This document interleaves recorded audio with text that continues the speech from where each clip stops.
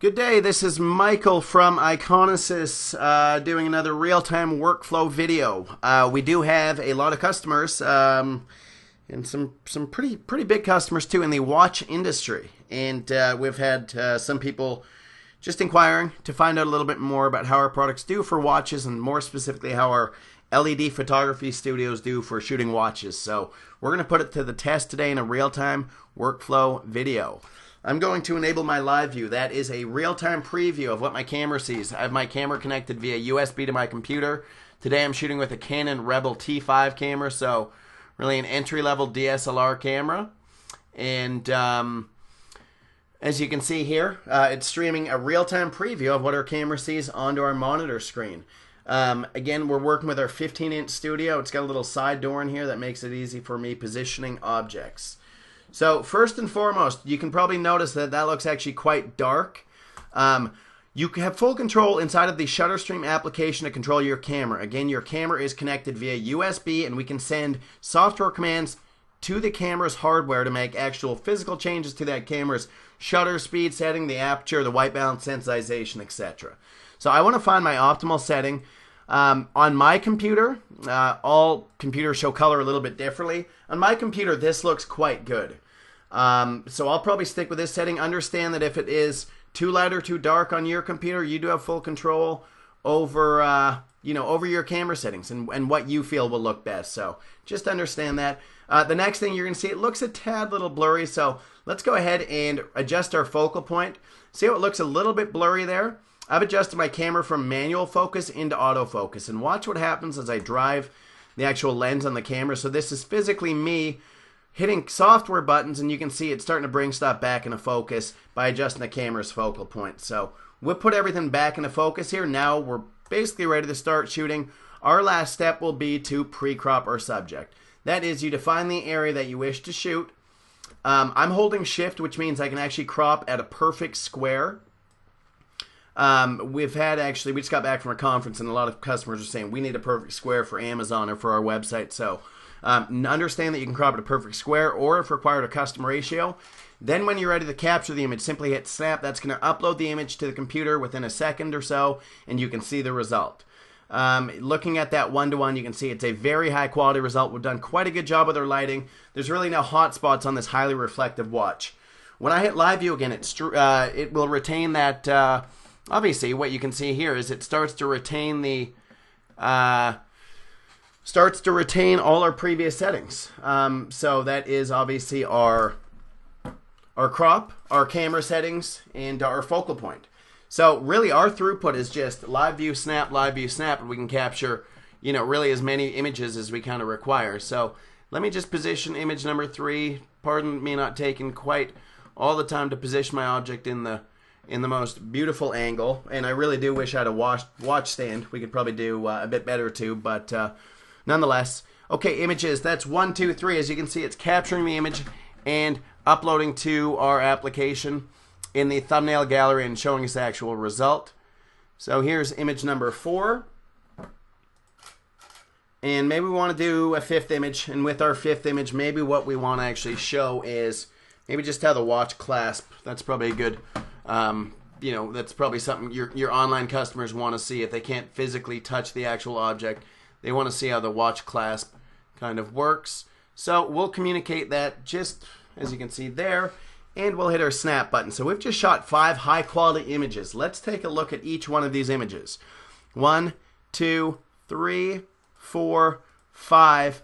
Okay, these are close to pure white. They're probably not pure white backgrounds. I'm going to do one more thing inside of here. Take my object out completely. That's the only variable I'm going to change, and hit snap. Essentially what we've done is just taken a picture of just the background while not changing any variables from our actual product images. And we have some pretty skilled people on staff, mathematicians who can write algorithms that are basically going to compare every single pixel in our background only image to every single image in a product image and understand what pixels have changed and what pixels have not changed, and automatically extract the background. So let's go through that process. I'm going to go into our background removal tool, and I'm going to make our background only image as the background reference image. So let's go ahead and we're going to go back to our first image in the queue here. It looks like, oh, pardon me, I went too far. Let me just go and select it here. So background removal tool again, and you're going to see right now it's giving us a very nice cutout. Let me actually crank my threshold down. You can see it's not really giving us a cutout whatsoever of the background. So essentially what I want to do is, while looking at this one-to-one preview on the left, increase my threshold, and we do have other variables that you can start to adjust inside of here, but usually threshold is plenty.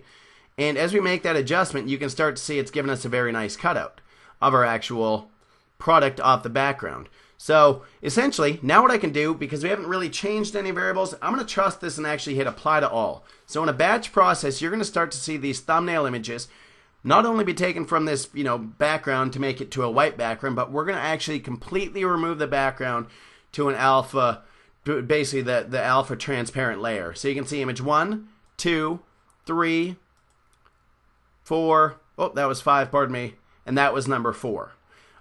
The extra cool thing about this is, let me actually show you at 100%, just to show you how well of a job it actually does at the edge detection. So that's one thing that really stands out with our application is obviously the automated background removal, but just the overall edge detection and what an excellent job it does smoothing. So we'll go and take a look here, and you can see, again, just a very nice job with a very highly reflective actual object. So essentially what we want to do now is just output these images. So let's go ahead and we're actually going to rename this. I'll just call this watch dash or watch underscore. It's going to sequentially rename them. So watch 0, 1, 0, 2, 0, 3 up to 5. You can say battery size, all my images. Here's my resolution. You can also apply a watermark. You can do a lot more stuff. This is going to output all our images as JPEG images. Let me show you, and I'll just touch back on what we can also output in addition to JPEG images. So what I've said for JPEG inside of our application is always make it a white background. You can choose any color. Specifically, I've said white. You can see image 1, 2, 3, 4, 5. So those are high quality images. Again, now maybe if you wanted to, we do have a dynamic save tool that actually does a pretty cool job at automating stuff. Again, if you want to retain the transparent properties of the background, you can do a PNG or a TIFF image. Again, you can do your battery sizing. And with this dynamic tool, without diving into it too much, you can actually create multiple different save types. So for this, I'm going to say I want a PNG image at, let's say, 1500 pixels wide, whereas I want a JPEG image at 600 pixels wide for my website or whatever it might be. And you can choose different save to paths, and just you can really create a custom save profile that's going to meet your exact requirements and the batch naming requirements and all that stuff too. So that's how the application works for shooting watch photography. What I'll actually do is I'll probably include a link where you can actually download the entire set of images.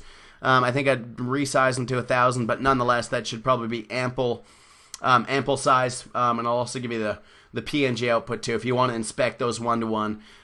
Just again, we're trying to be completely transparent, and just we know how well our stuff actually does, and would love for you to take a look at our actual end sample output.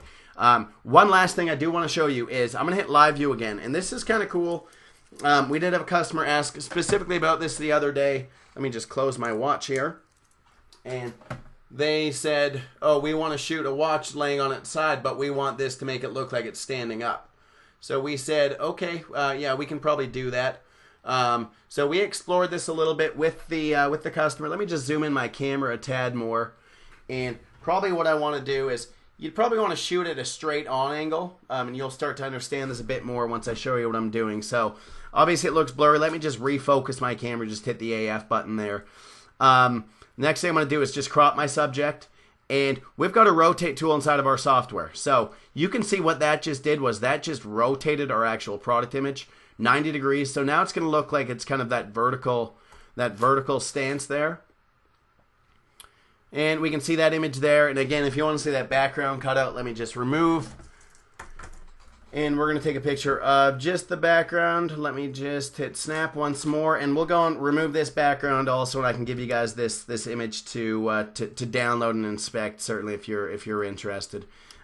Again, just to kind of recap stuff here, we're working with our 15-inch LED studio. It does a great job. We've diffused the lights to very good color accuracy, and again, with a very highly reflective object, we're really not seeing any hot spots. So that was one thing that was important to us, and we spent a lot of time and effort really understanding lighting and how to build the perfect light box for, you know, products that range from watches to footwear to really anything across the board.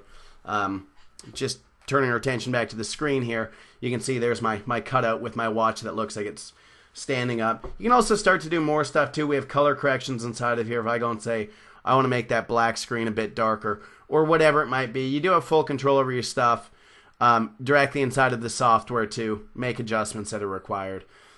Anyways, that's how it works. Certainly, if you have any questions, we are here for you. All the contact information and our website will be in the video description below.